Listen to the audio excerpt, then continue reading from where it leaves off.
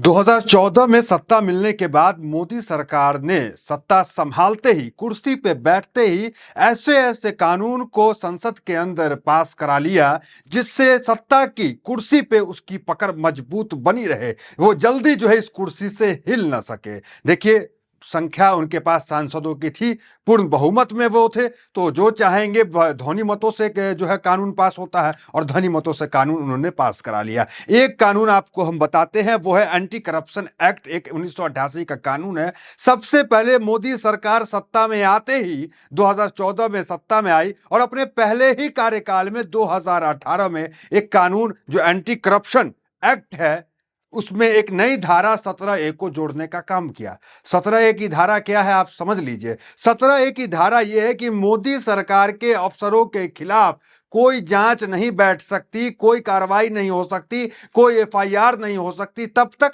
जब तक मोदी खुद ना चाहे, तब तक जब तक मोदी सरकार खुद परमिशन न दे किसी राज्य के पुलिस को, किसी राज्य की एजेंसी को कि हाँ इन पे ऊपर कार्रवाई कर लीजिए। तो सोचिए कितना बड़ा कानून अपने पहले ही कार्यकाल में मोदी सरकार ने पास करा लिया। 1988 के कानून के अंदर 17A को जोड़ दिया। अब मान लीजिए कोई राज्य है, फॉर एग्जाम्पल विपक्ष का कोई राज्य है, वहां पाया जाता है कि मोदी सरकार का कोई अफसर गड़बड़ी कर रहा है किसी राज्य के अंदर काम करते हुए, तो उसके ऊपर जो है जो राज्य सरकार की इकाई की तमाम एजेंसियां वो हाथ नहीं डाल सकती, उसकी पुलिस FIR नहीं कर सकती है। हमने कई जगह देखा, पश्चिम बंगाल से लेकर तमिलनाडु तक, जहां विपक्ष की सरकार है वो परेशान रही इस कानून की वजह से कि कैसे पकड़े हम।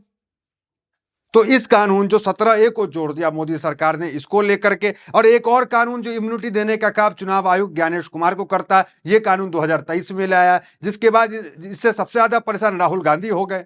राहुल गांधी जो विपक्ष के नेता हैं सड़कों पे उतर गए, विरोध प्रदर्शन सब कुछ कर रहे हैं, ममता बनर्जी सड़कों पे उतर गई, लेकिन क्या ज्ञानेश कुमार का कुछ हुआ? कुछ नहीं हो पाया, क्योंकि कानून ही ऐसे ऐसे सख्त ला दिए हैं कि कुछ भी नहीं हो पा रहा। न तो मोदी सरकार के अफसरों के साथ कुछ हो पा रहा है, न तो चुनाव आयोग के साथ कुछ हो पा रहा है, क्योंकि चुनाव आयोग को लेकर के भी 2023 में मोदी सरकार ने संसद में एक कानून पास करा लिया जिससे आजीवन इम्यूनिटी ज्ञानेश कुमार और उनके तमाम अफसरों को दे दिया गया। मतलब ज्ञानेश कुमार 80-90 साल के हो जाएंगे, रिटायर हो जाएंगे, सरकार मोदी की बदल जाके राहुल की आ जाएगी, तब भी राहुल कोई कार्रवाई नहीं कर सकते ज्ञानेश कुमार पे किसी पुराने मामले को भी लेकर के, क्योंकि इम्यूनिटी ही इतनी तगड़ी दे दी गई कि आजीवन जो है बूस्ट उनको मिल गया। तो इस तरह का कानून जो है मोदी सरकार लेकर के आ गए। लेकिन CJI सूर्यकांत नए नए CJI हैं और अभी कुछ दिन पहले ही शपथ लिए हैं। इनकी जो सुप्रीम कोर्ट, जो देश का जो न्यायालय चल रहा है, इनकी कह सकते हैं कि मार्गदर्शक में ये कह रहे हैं कि अब जो है लगाम लगाने का प्रयास शुरू हो चुका है। अभी अभी आपने देखा, हमने आपको पहले ही कहा कि मोदी सरकार हर वो काम कर रही है जिससे उसकी कुर्सी पे पकड़ मजबूत हो। एक तो अपने अफसरों को बचाने के लिए कानून 17A को लिया है, एक तो चुनाव आयोग को बचाने के लिए, चुनाव आयोग पे कोई विपक्ष हमला ना कर पाए उसको बचाने के लिए आपने देखा कि 2023 में कानून लिया। दूसरा जो सबसे बड़ा वोट बैंक कह सकते हैं कि अगर राज्य की बात करें तो लालू प्रसाद यादव हो गए या बाकी और भी पिछड़े नेता हैं, चाहे वे कांग्रेस हो गई, उसका जो अपना वोट बैंक है, OBC दलित वोट बैंक है, उस वोट बैंक को पाने के लिए UGC लेके चले आए। तो UGC को लेकर सड़कों पे कितना विरोध हुआ आपने वो भी देखा। हालांकि UGC की मांग ना तो कोई दलित किया था, ना SC कम्युनिटी किया, ना ST कम्युनिटी किया, किसी ने किया था। मनमर्जी अपने से कानून लेकर के चले आए। क्यों? क्योंकि बस सत्ता में पकड़ मजबूत बना के रखना है। क्यों? इनको लगेगा कि भाई असली अम्बेडकरवादी तो हम ही है, तो इस चक्कर में कानून ले आए। अब कानून ले आए तो सुप्रीम कोर्ट ने क्या किया जरा वो भी देख लीजिए। सुप्रीम कोर्ट ने इस कानून को रद्द कर दिया, माफ कीजिएगा रद्द नहीं किया, इस कानून पे रोक लगा दी और UGC का 2012 का जो एक्ट है वही एक्ट अभी देश भर में चालू रहेगा, कोई नया एक्ट 2026 का लागू नहीं होगा। तो कितना बड़ा झटका मोदी सरकार को लगा आप ये देखिए। एक सुप्रीम कोर्ट के जज उज्जवल भुइयां हैं, उनका बयान कोट एंड कोट आपको बताते हैं, इससे आप समझ लीजिएगा कि मोदी सरकार ने अब तक जितनी मनमानी की उस पर कैसे ब्रेक लगाया जा रहा है। देखिए उनका क्या उन्होंने कहा, जरा देखिए। ये शर्म की बात है, किसी भी सत्ता के लिए, सरकार के लिए शर्म की बात है कि सुप्रीम कोर्ट के जज ऐसा कह रहे हैं। देखिए क्या कह रहे हैं, भ्रष्टाचार की जांच शुरू करने से पहले सरकार की मंजूरी लेना बिल्कुल गलत है। ये सुप्रीम कोर्ट के जज जस्टिस उज्जवल भुइयां कह रहे हैं कि मतलब अगर भ्रष्टाचार की हमें जांच करना है तो सरकार परमिशन देगी। अगर सरकार के साथ मिलकर ही उनके अफसर उनके लिए गलत काम कर रहे होंगे तो सरकार परमिशन देगी नहीं। तो ये उसी पे जस्टिस भुइयां कह रहे हैं। देखिए लगाम लगना शुरू हो गया है। जस्टिस सूर्यकांत की अध्यक्षता में कह लें कि अब सरकार पे लगाम कसना शुरू हो गया। अभी अभी आपने देखा आज क्या खबर आई कि सीजीआई यूजीसी वाला जो एक्ट है वो रोक लग गई उस पर। देखिए क्या करे जस्टिस भुइया, भ्रष्टाचार की जांच शुरू करने से पहले सरकार की मंजूरी लेना बिल्कुल गलत है। दूसरा बयान, इसका सीधा फायदा ताकतवर अफसरों और बड़े लोग को मिलता है, जबकि कार्रवाई सिर्फ छोटे कर्मचारी तक सीमित जाती है। सीधा फायदा इसका जो है बड़े अफसरों को मिलता है। जो हम कह रहे थे वो अब जस्टिस साहब का बयान आप देख सकते हैं। आगे देखिए, अगर जांच से पहले सरकार की अनुमति जरूरी होगी तो यह सरकार के हाथ में वीटो देने जैसा है। मतलब सरकार चाहे तो जांच होने दे और चाहे तो रोक दे। मतलब वीटो पावर जो है वो सरकार के पास है। जो वीटो पावर आमतौर पर राष्ट्रपति के पास होता है, वो वीटो पावर अब जो है मोदी गवर्नमेंट अपने पास रख रही है। इसी वीटो पावर को खत्म करने की बात जो है वो जस्टिस उज्जवल भुइया कह रहे हैं। आगे देखिए, अब वक्त आ गया है कि भ्रष्टाचार निवारण कानून का हिसाब किताब किया जाए ताकि पता चले कि इसमें भ्रष्टाचार कम हुआ या नहीं। सरकार अगर जांच से पहले भी अनुमति की शर्त लगाएगी तो बड़े भ्रष्ट लोग तब कभी हाथ नहीं पहुंचेंगे।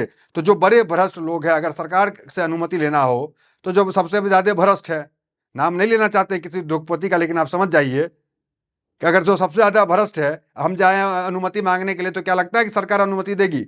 ये तो वीटो पावर हो गया गवर्नमेंट को। यही बात जो है जस्टिस भुइया कह रहे हैं। तो अब जो है लगाम लगना ये कह सकते हैं कि शुरू हो गया। जस्टिस भुइया इस मामले पे भी गर्म हो गए कि संभल के अंदर 48 घंटे के अंदर 3 बार जजों का ट्रांसफर हो गया और इसमें इन्फ्लुएंस किसका था? केंद्र का इन्फ्लुएंस था। इसको लेकर के भी उन्होंने टिप्पणी की। और एक और जस्टिस जो है जस्टिस नागरत्ना, ये 17A को लेकर के याचिका डाली गई थी, इस पे भी सुनवाई हुई। एक झटका तो मोदी सरकार को लगा कि यूजीसी पे रोक लगी। दूसरा एक और झटका क्या कर रही है जस्टिस नागरत्ना इस मामले की सुनवाई करते हुए, ये 17A जो मोदी सरकार के अफसरों को बचाता है। देखिए क्या कह रही है, जांच से पहले मंजूरी लेने की बाध्यता जांच को रोक देती है। ईमानदार अधिकारियों की सेफ्टी की जगह भ्रष्टाचारियों को संरक्षण देती है। धारा 17A असंवैधानिक है, इसे हटाया जाना चाहिए। किसी भी जांच के लिए पहले परमिशन लेना जरूरी नहीं होना चाहिए। तो ये जो है जस्टिस नागरत्ना कह रही है।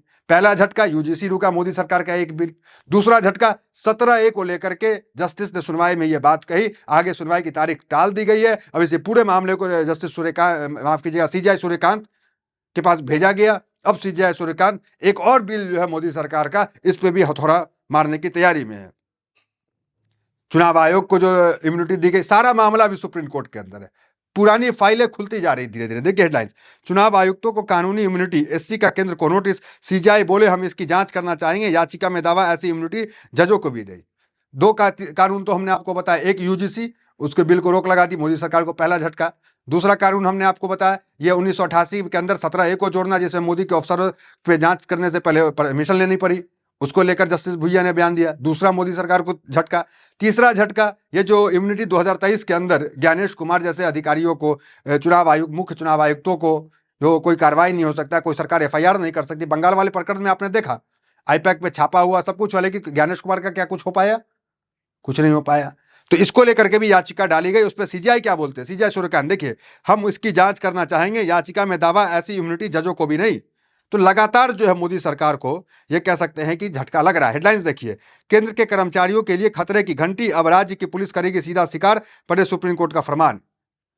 तो ये तमाम चीजें चल रही है। देखिए राज्य पुलिस केंद्र सरकारी कर्मचारियों के खिलाफ भ्रष्टाचार मामले में जांच कर सकती है। सुप्रीम कोर्ट ने यह आदेश दिया, राज्य पुलिस कर सकती है केंद्र कर्मचारियों की जांच, भ्रष्टाचार के मामले में एससी का फैसला।